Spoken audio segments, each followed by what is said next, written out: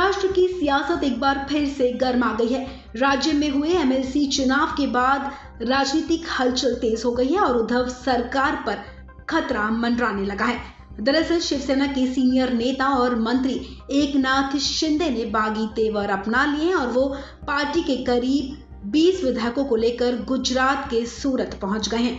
आपको बता दें, एमएलसी चुनाव में शिवसेना के कुछ विधायकों ने क्रॉस वोट किया, जिसके चलते पार्टी को नुकसान हुआ है। सोमवार देर रात महाराष्ट्र की 10 सीटों पर विधान परिषद चुनाव के नतीजे घोषित किए गए, जिसमें बीजेपी के 5 उम्मीदवारों ने जीत दर्ज की है, जबकि एनसीपी और शिवसेना के 2-2 उम्मीदवारों के सिर पर जीत का सेहरा बंधा है। वहीं एक सीट कांग्रेस के खाते में गई है। ऐसे में माना ये जा रहा है कि बीजेपी को शिवसेना के विधायकों के द्वारा की गई क्रॉस वोटिंग का फायदा मिला है। चुनाव नतीजे घोषित होने के बाद ही महाराष्ट्र में राजनीतिक संकट शुरू हो गया है। जानकारी के मुताबिक शिवसेना नेता और सीनियर मंत्री एकनाथ शिंदे का इस क्रॉस वोटिंग में बड़ा हाथ है। शिंदे का दावा है कि उनके सपोर्ट में 20 विधायक हैं। ये सभी विधायक पश्चिमी महाराष्ट्र, मराठवाड़ा और विदर्भ इलाके के बताए जा रहे हैं। गौरतलब है कि एकनाथ शिंदे की गिनती शिवसेना के कद्दावर नेताओं में होती है। उन्होंने प्रदेश में संगठन को मजबूत करने में अहम भूमिका निभाई है, लेकिन अचानक यूं गायब होना और सूरत पहुंचना उद्धव सरकार की मुसीबतें बढ़ा सकता है। वहीं केंद्रीय मंत्री और बीजेपी नेता नारायण राणे से जब इस पर सवाल किया गया तो उन्होंने कहा कि ऐसी बातों पर कोई टिप्पणी नहीं करनी चाहिए, नहीं तो आउट ऑफ रीच होने का क्या मतलब है। इसके अलावा बीजेपी नेता किरीट सोमैया ने बड़ा दावा करते हुए कहा कि उद्धव ठाकरे की अब उल्टी गिनती शुरू हो गई है। महाराष्ट्र के उद्धव सरकार पर संकट के बादल मंडरा रहे हैं। दरअसल राज्य में एमएलसी चुनाव परिणाम घोषित होने के बाद से ही शिवसेना के दिग्गज नेता और मंत्री एकनाथ शिंदे अपनी पार्टी के संपर्क में नहीं हैं। कहा जा रहा है कि एकनाथ शिंदे कई विधायकों के साथ गुजरात के सूरत में डेरा जमाए हुए हैं। इतना ही नहीं, उन्होंने और उनके तमाम समर्थक विधायकों ने अपना फोन भी बंद कर दिया है। खबर ये भी है कि शिंदे बीजेपी नेताओं के संपर्क में हैं। अब इस पूरे घटनाक्रम पर शिवसेना नेता संजय राउत का बड़ा बयान सामने आया है। राउत ने कहा कि उद्धव ठाकरे सरकार पर कोई संकट नहीं है। उन्होंने कहा कि शिवसेना के कुछ विधायक और एकनाथ शिंदे से फिलहाल संपर्क नहीं हो पा रहा, लेकिन महाविकास आघाड़ी की सरकार को बीजेपी जो गिराने की कोशिश कर रही है, इसमें वो कामयाब नहीं होगी। उन्होंने कहा कि बीजेपी को ये याद रखना होगा कि महाराष्ट्र राजस्थान या मध्य प्रदेश से काफी अलग है। संजय राउत ने कहा कि हम महाराष्ट्र सरकार को हिलने नहीं देंगे। उन्होंने कहा कि हमें नहीं लगता कि महाराष्ट्र में कोई राजनीतिक भूकंप आने वाला है। राउत ने आगे कहा कि मैं एकनाथ शिंदे को जानता हूं, वो एक सच्चे शिव सैनिक हैं और वो बिना किसी शर्त के वापस आ जाएंगे। हमारे साथी हैं पुराने, वो भी वापस आ जाएंगे। किस तरह से मनाने की कोशिश कर रहे हैं? मनाने की देखिए, मैं एकनाथ शिंदे जी को पहचानता हूँ। वो ऐसे व्यक्ति है, वो बिना शर्त एक शिवसैनिक के नाते अपने घर वापस आ जाए। क्या 80 घंटे की सरकार की तरह ये भी असफल होगा ये प्रयत्न? पूरा असफल होगा। एकनाथ शिंदे गुट के अचानक इस तरह से नाराज होने और गुजरात जाकर बीजेपी नेताओं के संपर्क में आने के बाद अब महाविकास आघाड़ी सरकार की मुश्किलें बढ़ना तय हैं। अभी तक कहा जा रहा है कि एकनाथ शिंदे के साथ 20 से ज्यादा विधायक सूरत में हैं। ऐसे में अगर ये तमाम विधायक बीजेपी के साथ मिल गए और उन्हें अपना समर्थन दे दिया तो महाविकास आघाड़ी सरकार को गिरने से बचा पाना काफी मुश्किल हो जाएगा। वहीं राजनीति के चाणक्य कहे जाने वाले शरद पवार अब महाविकास आघाड़ी सरकार को गिरने से बचाने की कोशिश में जुटे हुए हैं। अब देखना ये होगा कि महाराष्ट्र बीजेपी के नेता देवेंद्र फडणवीस क्या इस हलचल के बाद कोई चमत्कार दिखा पाते हैं या फिर शरद पवार महाविकास आघाड़ी सरकार को बचाने में कामयाब होते हैं। बिहार के मोकामा से राजद के बाहुबली विधायक अनंत सिंह को 10 साल की सजा सुनाई गई है। अनंत सिंह के लदमा स्थित पुश्तैनी घर से AK-47 और हैंड ग्रेनेड बरामद हुआ था। इसी मामले में मंगलवार को पटना के MP MLA कोर्ट ने अनंत सिंह को सजा सुनाई। अभी राजद विधायक अनंत सिंह पटना के बेऊर जेल में कैद हैं। अनंत सिंह बिहार के बाहुबली विधायक होने के साथ ही छोटे सरकार के नाम से मशहूर हैं। उनके खिलाफ चल रहे मामले को बिहार सरकार ने विशेष कांड की श्रेणी में रखा था। आरोपी के खिलाफ ट्रायल के लिए विशेष लोक अभियोजक को नियुक्त किया गया था। इस केस में पुलिस ने विधायक अनंत सिंह और केयर टेकर सुनील राम के खिलाफ कोर्ट में चार्जशीट दाखिल की थी। एमपी एमएलए कोर्ट ने मामले में विधायक अनंत सिंह और केयर टेकर के खिलाफ 15 अक्टूबर 2020 को आरोप गठित किया था। 14 जून को कोर्ट ने विधायक अनंत सिंह को दोषी ठहराया था। दरअसल ये मामला साल 2019 का है। बाढ़ पुलिस का दावा था कि उन्हें हथियार तस्करी की पुख्ता सूचना मिली है। इसी के आधार पर पुलिस ने सर्च ऑपरेशन चलाया। पुलिस ने पूरी तैयारी करने के बाद सर्च ऑपरेशन चलाया। पुलिस ने करीब 4 बजे सुबह अनंत सिंह के घर पर छापेमारी की थी।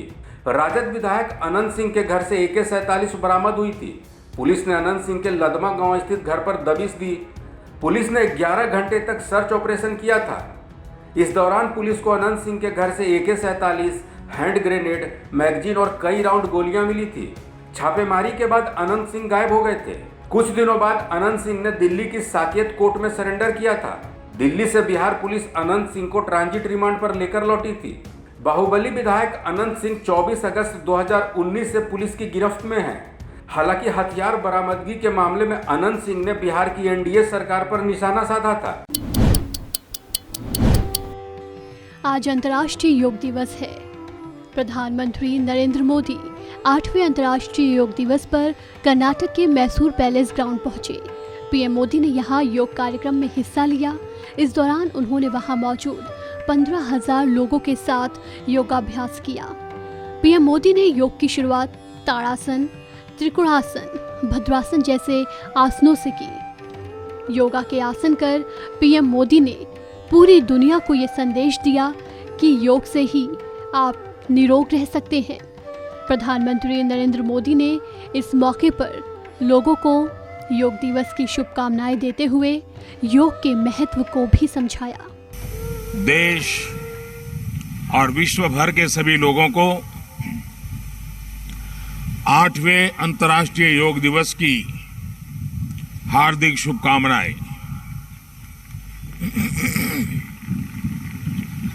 आज योग दिवस के अवसर पर मैं कर्नाटक की सांस्कृतिक राजधानी, अध्यात्म और योग की धरती मैसूरू को प्रणाम करता हूं। मैसूरू जैसे भारत के आध्यात्मिक केंद्रों ने जिस योग ऊर्जा को सदियों से पोषित किया, आज वो योग ऊर्जा विश्व स्वास्थ्य को दिशा दे रही है। आज योग वैश्विक सहयोग का पारस्परिक आधार बन रहा है।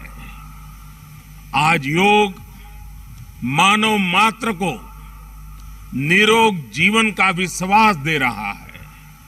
हम आज सुबह से देख रहे हैं कि योग की जो तस्वीरें कुछ वर्ष पहले केवल घरों में, आध्यात्मिक केंद्रों में दिखती थी, वो आज विश्व के कोने कोने से आ रही है।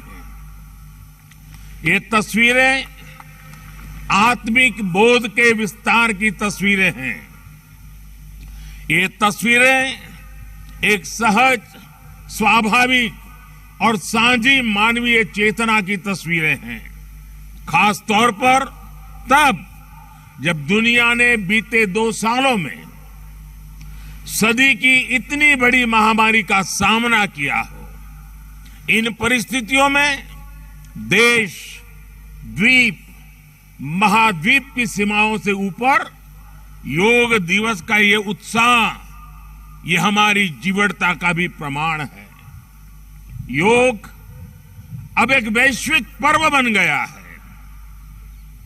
योग किसी व्यक्ति मात्र के लिए नहीं, संपूर्ण मानवता के लिए है। गौरतलब है कि हर साल 21 जून को विश्व के कोने कोने में योग दिवस मनाया जाता है। हर साल इसके लिए एक थीम रखी जाती है। इस साल की थीम योगा फॉर ह्यूमैनिटी चुनी गई है, जिसका मतलब है मानवता के लिए योग। देश भर ही नहीं बल्कि विश्व भर में योगा डे धूमधाम से मनाया जा रहा है, जिसकी तस्वीरें विश्व भर से सामने आ रही हैं। अंतर्राष्ट्रीय योग दिवस के मौके पर पूरे देश के अलग अलग जगहों पर लोग योगा कर रहे हैं और पूरी दुनिया को योग का महत्व समझा रहे हैं। दुनिया भर में कोरोना संक्रमण के खिलाफ अभी तक जंग जारी है। वहीं भारत में भी कोरोना संक्रमण के मामले देश में एक बार फिर लगातार बढ़ते जा रहे हैं। कोरोना के बढ़ते मामले एक बार फिर चिंता का विषय भी बनते जा रहे हैं। बता दें कि स्वास्थ्य मंत्रालय रोजाना कोरोना के आंकड़े शेयर करता है। उसी के मुताबिक रोजाना हम भी आपको कोरोना अपडेट देते हैं। कोरोना अपडेट में हम आपको रोजाना ये जानकारी देते हैं कि देश में कितने नए मामले दर्ज किए गए, कितनी मौतें हुई, कितनी वैक्सीन लगाई गई, कितने टेस्ट किए गए और कितने मरीज ठीक हुए हैं और देश के अलग अलग राज्यों में कोरोना का क्या हाल है। तो शुरू करते हैं आज का अपडेट। भारत में नए कोविड केसों पे 22% की कमी है। आज यानी कि मंगलवार को 9,923 नए मामले सामने आए हैं। ये आंकड़ा पिछले दिनों के मुकाबले काफी कम है। भारत में कोरोना वायरस के मामले पिछले 5 दिनों से लगातार बढ़े हुए आ रहे थे, लेकिन बीते 24 घंटे में दर्ज हुए कोरोना के नए मामलों में थोड़ी गिरावट के बाद राहत की सांस ली है। वहीं इस दौरान कोरोना से 17 लोगों की मौत भी दर्ज हुई है, जिसके साथ ही कोविड से मरने वालों का आंकड़ा देश में 5,24,890 पर पहुंच गया है।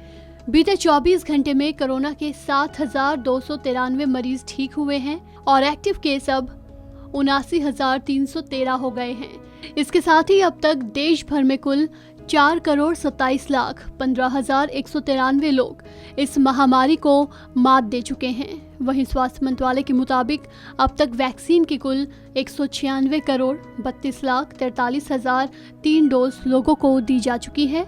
बीते दिन 13,24,000 डोज लोगों को लगी है। वहीं अगर राज्यों की बात करें तो महानगरों में हालात खराब दिख रहे हैं। दिल्ली, मुंबई में सबसे ज्यादा मामले सामने आ रहे हैं। वहीं महाराष्ट्र में सोमवार को कोरोना वायरस के 2,345 नए मामले आए हैं। इनमें से 1,310 मामले अकेले मुंबई में आए हैं। स्वास्थ्य विभाग के मुताबिक इसके बाद राज्य में कोविड के कुल मामले बढ़कर 79,38,103 हो गए हैं, जबकि 1,47,888 लोगों की महामारी के कारण जान जा चुकी है। दिल्ली में पिछले एक दिन में कोरोना वायरस संक्रमण के 1,060 नए मामले सामने आए हैं और 6 मरीजों की मौत हुई है। स्वास्थ्य विभाग ने सोमवार को कहा कि पिछले 4 महीने में रोजाना आ रहे मामलों की ये सबसे ज्यादा संख्या है और संक्रमण की दर बढ़कर 10.09% हो गई है। ऐसे में विशेषज्ञों ने फिर से कोरोना को लेकर चिंता जताई है।